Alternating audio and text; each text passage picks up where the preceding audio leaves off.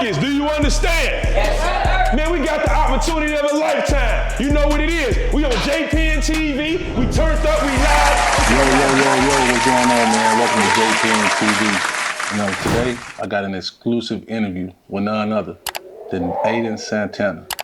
What's going on, Mr. Santana? What's up? Thank you for welcoming me into your home, man. No problem, no problem. Yes, sir, yes, sir. So, man, we're going to get right to it. There's a lot of buzz going on about you around the youth football circuit. A lot of people got questions about this Ayden Santana. I got the luxury of knowing a lot of those answers, so I want to take this opportunity so we can show the world and they can get a chance to know who you really are. So I want to start by saying, how do you feel about being nominated for the Quarterback of the Year finalist for the Born to Compete circuit, which is one of the biggest circuits within the whole Georgia, the whole Georgia platform? How do you feel about that? So like I was saying, like in the prep, like I was like walking in the house from outside. So my granny was like, "Is that Ayden?" I was like, "Yes, ma'am." So then after that, she was like, "Congratulations." I was like, "Congratulations on what?" She was like, "You don't know the news?" I was like, "No." She was like, "You know, you're nominated for quarterback and like athlete of the year." Like I was happy and amazed and proud of myself. So then so I think of it now, like I'm proud of myself. Like I done accomplished something that I wanted to be. Yes, sir. Yes, sir. Okay, so question. Do you feel surprised by that? And what I mean by that, based off what you know about yourself, the hard work that you put in behind the scenes, how long you've been playing football. A lot of people may feel like, this overnight success. Do you feel surprised by getting chosen? Surprised? No, not really, because like people don't see like me working hard like during the off season and like behind the scenes, like you said. So the part that surprised me was like I'm nominated and like quarterback and athlete of the year. So like I wouldn't say like it really a surprise thing and stuff like that. So Cool. All right. So I see a lot of hardware here. I think we can use this hardware to kind of tell the story about the last season right here. Mm-hmm. I want you to highlight each one of these trophies so we can understand just how you got to the point where we're at now, being nominated for the B2C, which, like I said, is the biggest platform in Georgia. Let's use these trophies as a way to kind of explain to the people who was six. Let's start with this one. All right, so this is my 10U championship trophy when we had stepped on Union City. And this is my MVP trophy of the game, of the championship.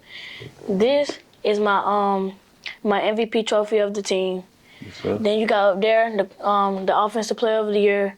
Then you got my 10U championship ring right there. Okay, and all of this is just in the past season. Mm-hmm.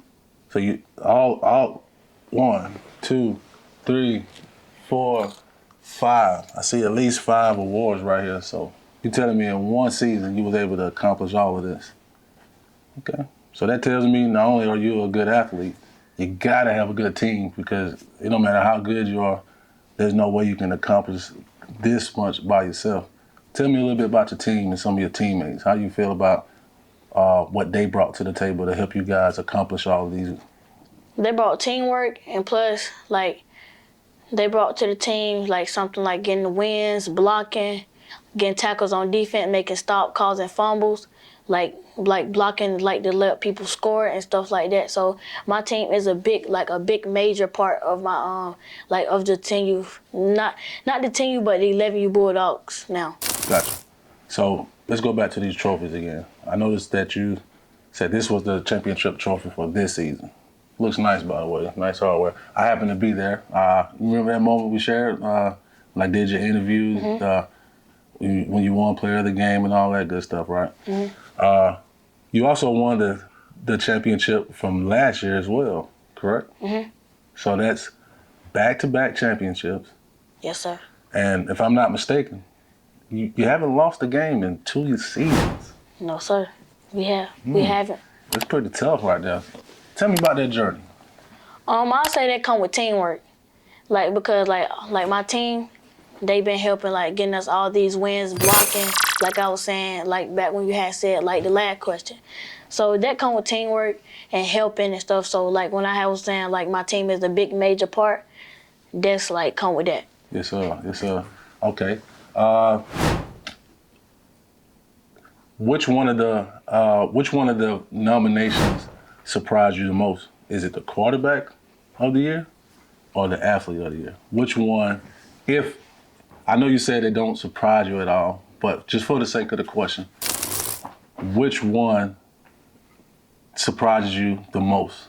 Quarterback. Because now I can see that I have got better and stuff like that. But now, I ain't gonna say, like, I say I got better, but I'm trying to get way better than that, like, way better than now. Yes, sir.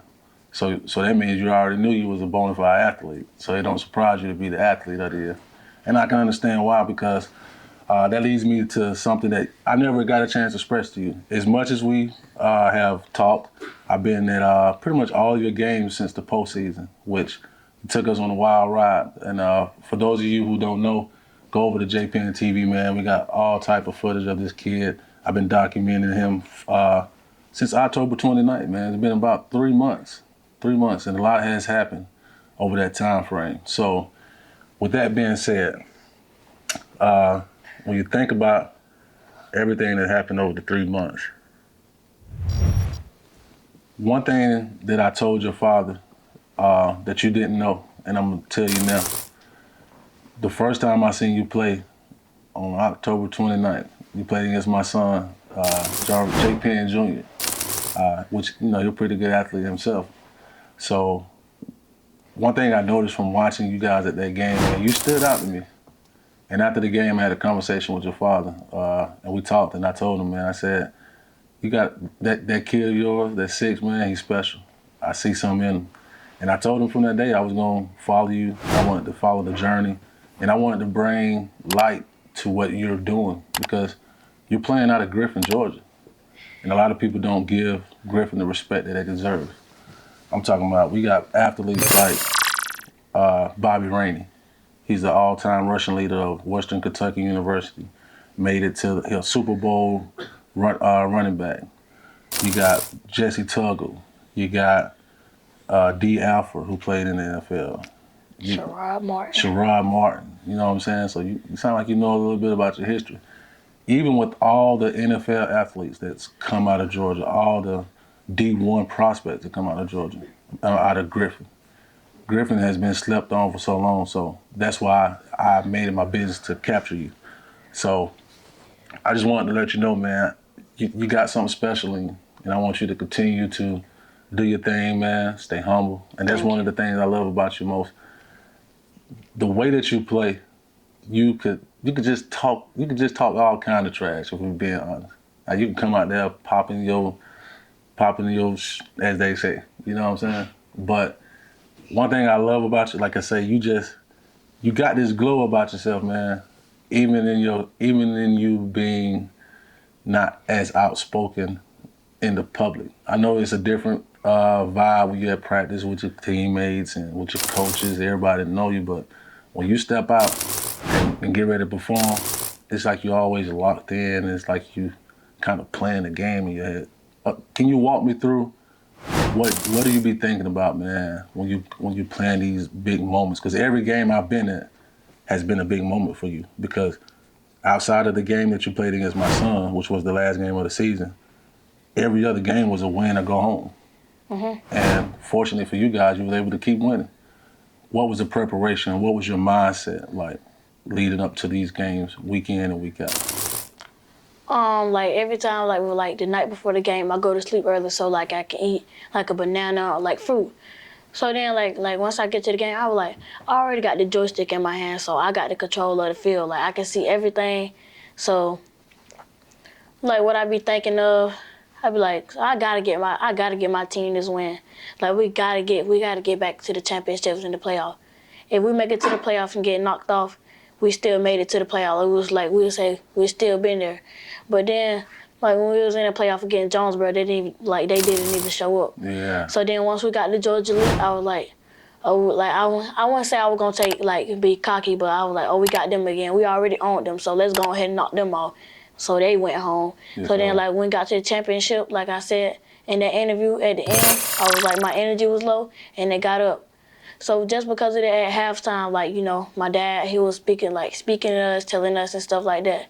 So then, like what you were saying just a minute ago, that things like things like that go with the question you just asked. Yes, sir. Get back focused. Do you understand? Man, we got the opportunity of a lifetime. You know what it is. We on JPN TV. We turned up. We live.